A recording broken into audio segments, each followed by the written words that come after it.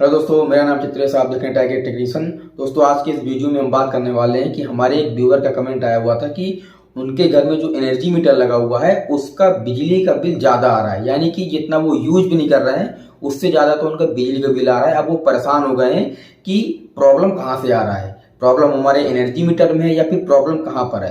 तो आज के इस वीडियो में मैं आपको इसी का सोल्यूशन बताने वाला हूँ कि अगर इन केस अगर आपका एनर्जी मीटर में प्रॉब्लम होता है तो आप यह कैसे चेक करेंगे कि आपका एनर्जी मीटर खराब है। अब दोस्तों, आप डायरेक्ट पावर हाउस के पास जान सकते हैं कि हमारा एनर्जी मीटर खराब है, इसको चेंज कर दीजिए। पहले आप इसको खुद से चेक कर लीजिए कि हमारे एनर्जी मीटर में ही प्रॉब्लम है, जो हमारे बिजली का मीटर है उसी में प्रॉब्लम है, या फिर प्रॉब्लम कहीं से और हो रहा है। तो आज के इस वीडियो में मैं आपको दो तरीके से बताऊंगा कि आप दो तरीके से अपना एनर्जी मीटर चेक कर सकते हैं कि आपका एनर्जी मीटर सही से काम कर रहा है या फिर नहीं कर रहा है। तो दोस्तों, चलिए शुरू कर लेते हैं बगैर टाइम वेस्ट किए।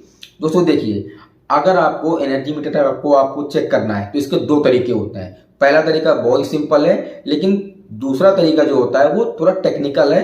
अगर आप उसको करेंगे तो पूरा एक्यूरेट आपको पता चल जाएगा कि आपके एनर्जी मीटर में ही प्रॉब्लम है या फिर नहीं है। दोस्तों, पहला तरीका ये होता है कि आपके घर में जितने भी लोड हैं, सपोज मान लीजिए आपके घर में टीवी है, फ्रिज है, कूलर है, वॉशिंग मशीन है, इन सभी लोड को आपको पूरे तरीके से बंद कर देना है। ठीक है, कुछ भी नहीं चलाना है, कुछ भी, यानी कि एक एलईडी या फिर सीएफएल या फिर कोई भी इक्विपमेंट आपको नहीं चलाना है।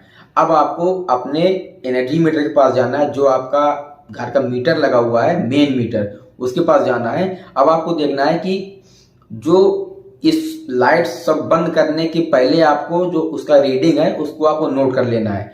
अब इसके बाद सारे इक्विपमेंट को आपको बंद कर देना है। बंद करने के बाद आप वापस जाएंगे और आप कुछ देर का इंतजार करेंगे। कुछ देर के बाद देखिएगा कि अगर रीडिंग बढ़ रहा है तो यानी कि प्रॉब्लम आपके एनर्जी मीटर में है, अगर रीडिंग नहीं बढ़ रहा है तो यानी कि एनर्जी मीटर आपका सही है।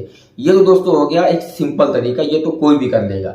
लेकिन दोस्तों, जो टेक्निकल तरीका है, जो आपको बिल्कुल एक्यूरेट बता देगा कि आपके एनर्जी मीटर में ही प्रॉब्लम है या फिर प्रॉब्लम कहाँ पर है, यह दोस्तों तरीका ऐसा होता है कि देखिए, आपको अपने घर के सभी इक्विपमेंट को बंद कर देना है। ठीक है, सभी इक्विपमेंट आपके बंद हो गए हैं। अब इसके बाद आपको एनर्जी मीटर के पास जाना है, यानी कि जो आपका बिजली का मीटर है आपको उसके पास जाना है। तो आप चाहें तो उस जो आपका प्रेजेंट का यूनिट है, यानी कि मान लीजिए 205 है या फिर 500 है या फिर 300 है, कितना भी हो, ठीक है, तो जो आपका करंट का रीडिंग है, यानी प्रेजेंट का जो आपका रीडिंग है, उसको आप चाहे फोटो खींच लीजिए मोबाइल से या फिर उसको रीडिंग को नोट डाउन कर लीजिए। ठीक है, अब सपोज मान लीजिए कि जो रीडिंग आया था पहले वो 295 था या फिर 500 था या फिर 300 था, तो मैं यहाँ पे आपको 295 मान के चल रहा हूँ। ठीक है, 295 आपका प्रेजेंट का यूनिट है। अब इसके बाद आपको एक रजिस्टिव लोड लेना है।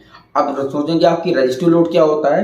देखिए, रजिस्टिव लोड को मैं आपको बिल्कुल शॉर्ट में बता दूं कि जो चीज जल करके लाल हो जाए। ठीक है, अब लाल क्या क्या होता है, आपका हीटर भी होता है, बल्ब भी होता है। तो यहाँ पर आप कोशिश करें कि आप 1000 वाट का हीटर ले लें। ठीक है, 1000 वाट का हीटर ले लेंगे। अब आपको प्रेजेंट की रीडिंग तो आपने नोट ही कर रखा हुआ या फिर फोटो खींच लीजिए। इसके बाद आपको उस 1000 वाट के हीटर को 1 घंटे तक चलाना है। लेकिन दोस्तों, ये याद रखिएगा कि जब आप ये टेस्ट कर रहे होंगे तो आपके घर के सारे लाइट, सारे पंखे, सारे इक्विपमेंट बंद होने चाहिए। ठीक है, अब आप क्या करेंगे कि जो आपका रीडिंग था वो आपने नोट कर लिया था। अब आपको 1000 वाट का 1 घंटे तक हीटर को जलाना है, यानी कि चालू रखना है। अब इसके बाद आप देखेंगे कि आप बिल्कुल टाइम देख लीजिएगा कि अगर आप 1 बजे कर रहे हैं तो 102, यानी कि 1 घंटा ही हुआ, तो 1 घंटे तक ही आपको यह सिस्टम करना है।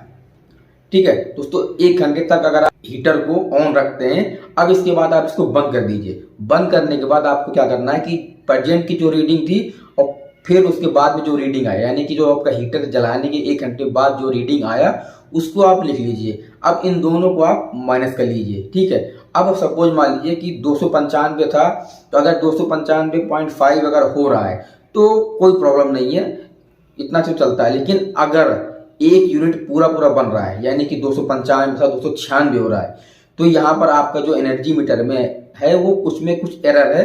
आप तुरंत किसी इलेक्ट्रीशियन को बुलाइए, आपका इलेक्ट्रीशियन उसको चेक करेगा कि प्रॉब्लम कहाँ से है।